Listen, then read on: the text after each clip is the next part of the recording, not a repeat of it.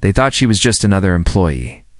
But when a rude customer tried to humiliate her in front of everyone, the truth came out, and it shook the whole dealership.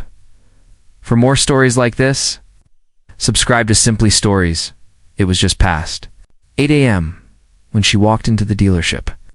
Dressed in plain office attire, neutral slacks, a soft beige blouse, and simple flats. No name tag, no entourage, no signs of power, just a calm, confident presence. The front desk barely looked up. One of the salesmen glanced her way, made a quick assumption, and muttered to another, "Must be the new intern from corporate." No one asked for her name. No one welcomed her properly. That's exactly what she wanted. She walked slowly through the showroom floor, quietly scanning the space. Sleek luxury cars lined the polished tile, but the energy felt cold, stiff smiles, clipped conversations, and a subtle layer of tension in the air. She noticed a young couple looking nervously at a car, clearly curious but hesitant to ask for help. No one approached them. One salesman leaned against a pillar, phone in hand. Another walked right past the couple to greet an older white man who had just stepped in behind them. She took mental notes. So far, everything matched the complaints she had been receiving for months. She wasn't just any employee. She was the CEO, the woman who owned this entire dealership group. But today, no one knew that. She had decided to go undercover to see the truth for herself. Too many emails from dissatisfied customers, especially minorities and women, described being ignored, spoken down to, or overcharged. On paper, the dealership's performance looked solid. But numbers don't show disrespect. She needed to feel the energy with her own eyes. She wandered over to the service area where a black single mother was waiting with her toddler, holding a repair bill in her hand. The woman looked frustrated, confused. The front desk associate didn't make eye contact. When the mother asked a question about a fee, the employee gave a cold, vague answer and turned away. The CEO stepped closer, smiled, and offered to sit with her and read the invoice. The woman looked surprised but grateful. They talked quietly for a few minutes. The charge was clearly inflated. While she helped, a young male employee approached and said sarcastically, "Hey, maybe save the customer service for the people who actually work here?" She smiled politely and walked away. He laughed as she passed. She moved back onto the sales floor and tried to engage with the staff, asking how they handle customer complaints, what kind of training they receive, and what happens when someone's unhappy. Most of them brushed her off or gave vague answers. One said, "Look, the goal is to move metal. If people can't handle the tone, maybe they're in the wrong store." Another chuckled and added, "It's not daycare. We sell luxury." Still, she listened, observed, took note of every interaction. At one point, she offered to assist an elderly man looking at a hybrid SUV before she could even say more than hello. A female employee stepped in, smiled tightly, and said, "I'll handle this one, sweetheart. Just go check inventory or something." The man blinked, confused. The CEO nodded and stepped back, watching from a distance as the employee offered him a discount package she hadn't seen offered to anyone else that morning. By noon, she had a list of incidents, some subtle, some painfully obvious. Staff clearly treated customers based on how they looked or dressed. A white man in a polo shirt got two employees walking him through financing options. A Latina woman in a nurse's scrubs was told she'd have to check back in a few days to test drive anything. A teenager asking about electric models was laughed at and told to come back with his parents. Still, she stayed quiet. She took lunch alone, sitting at a break room table where two salespeople spoke freely in front of her, assuming she was irrelevant. One complained about people coming in just to waste time. The other mentioned a woman from last week, who didn't look like she could even afford the oil. She did.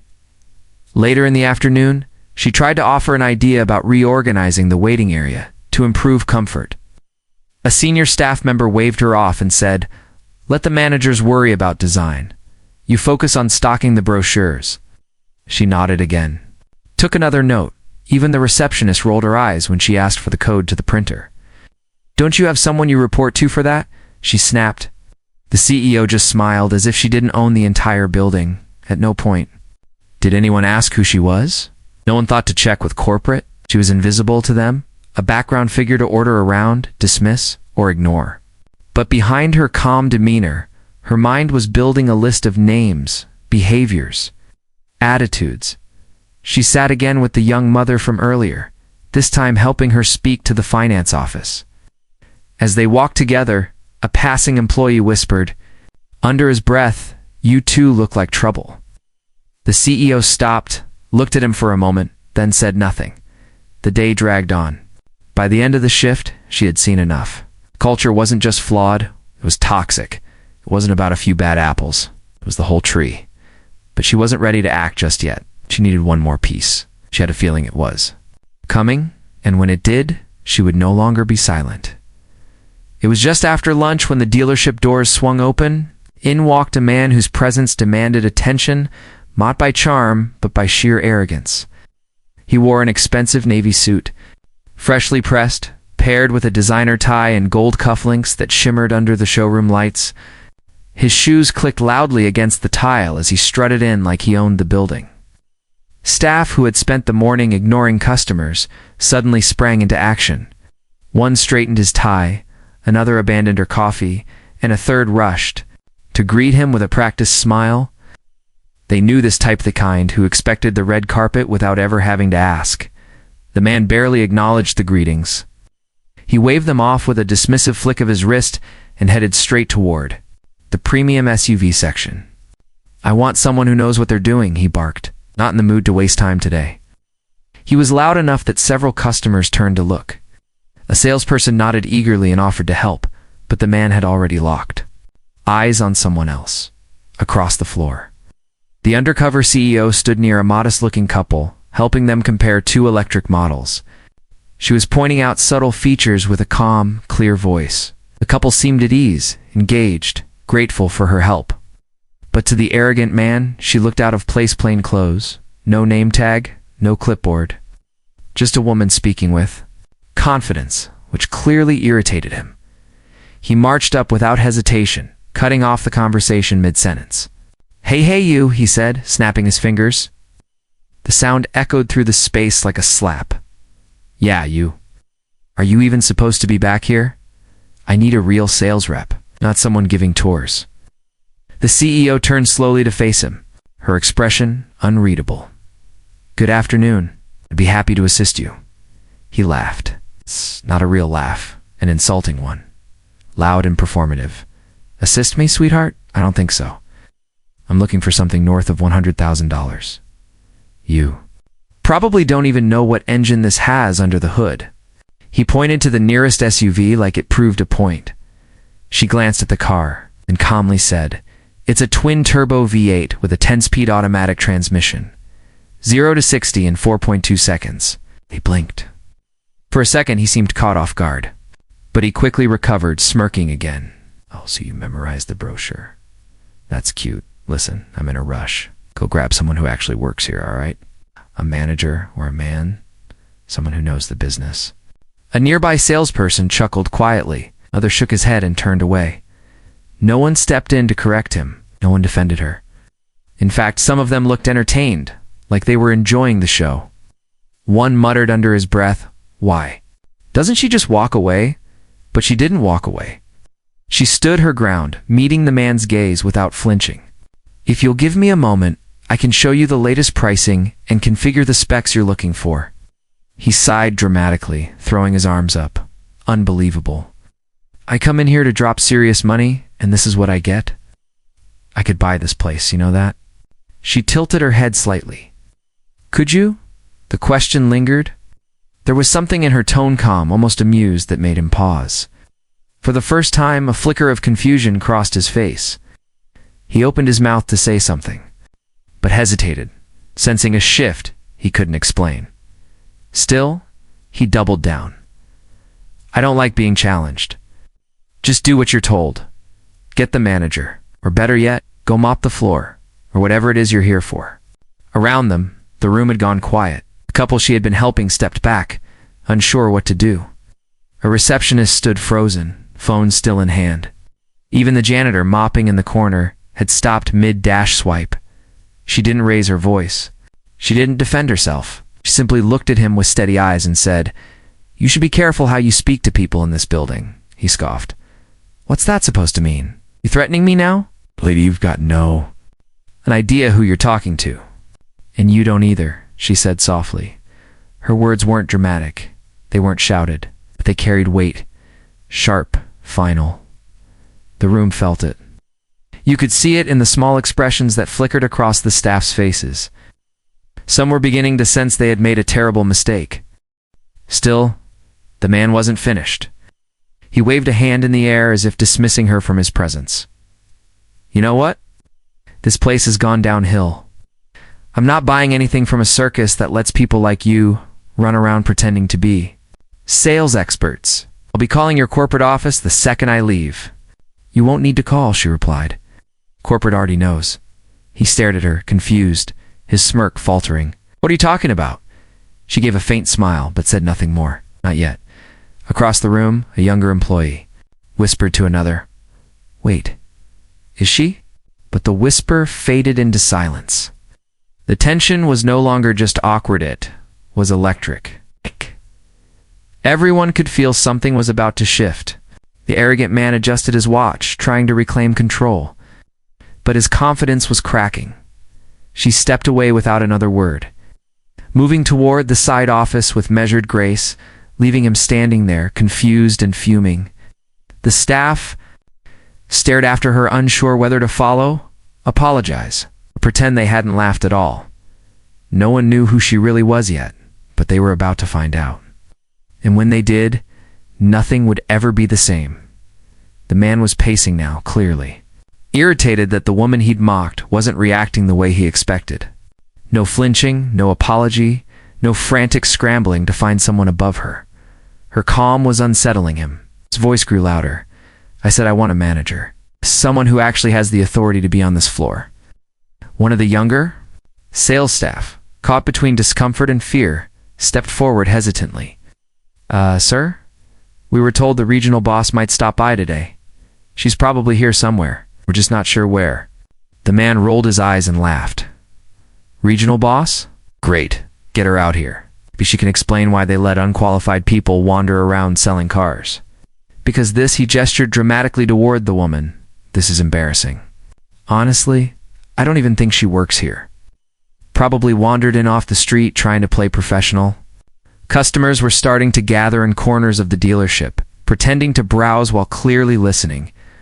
Phones weren't out yet, but eyes were wide. Employees stood motionless, nervous, waiting.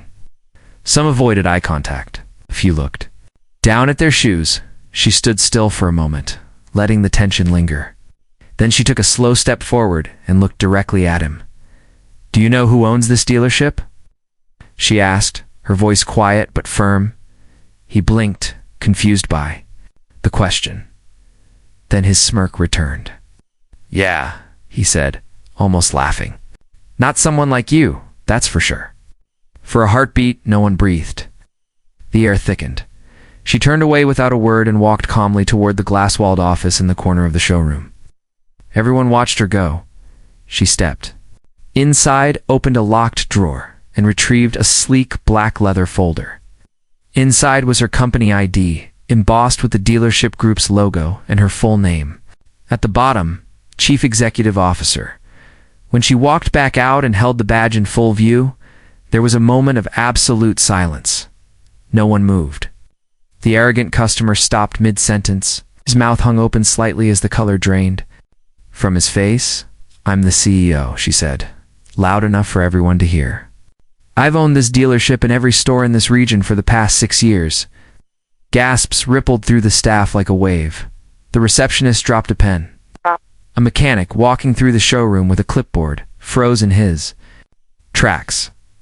One of the senior salesmen let out a nervous, choked cough. The room had transformed instantly. The power had shifted completely. She continued, walking slowly across the floor, eyes scanning each of them. "I've been here since this morning. I've seen everything.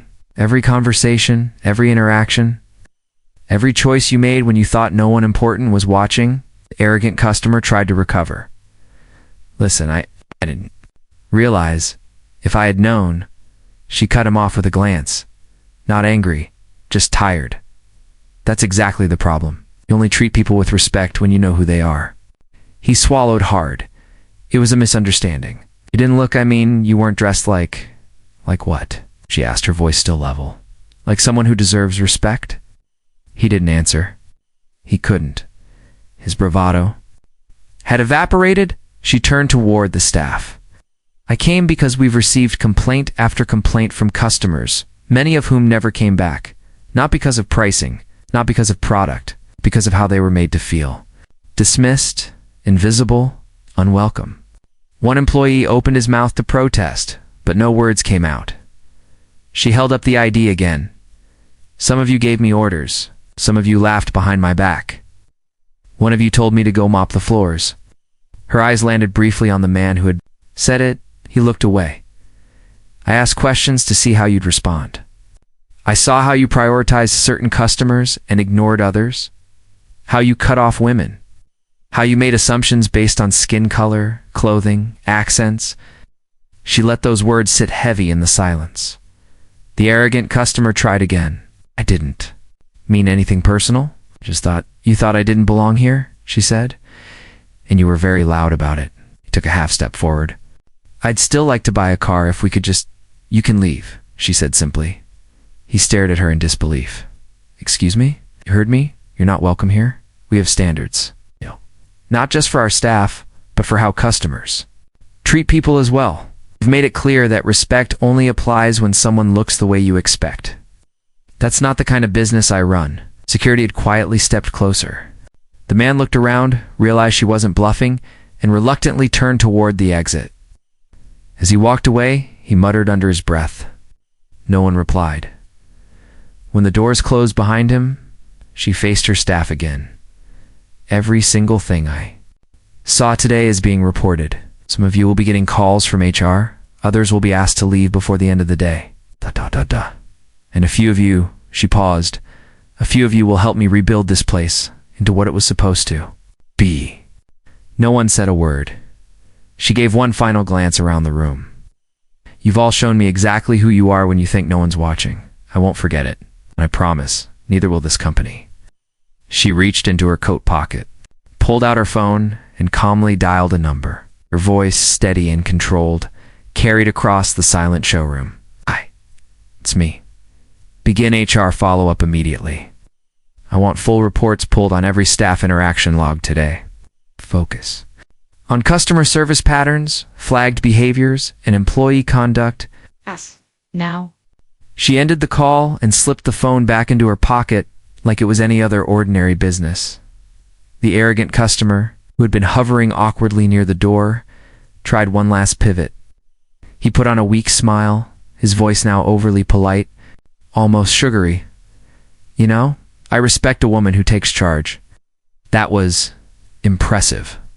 Honestly, most people wouldn't have the guts to do what you just did. She didn't respond. His smile faltered. I'm a businessman too. Maybe we got off on the wrong foot.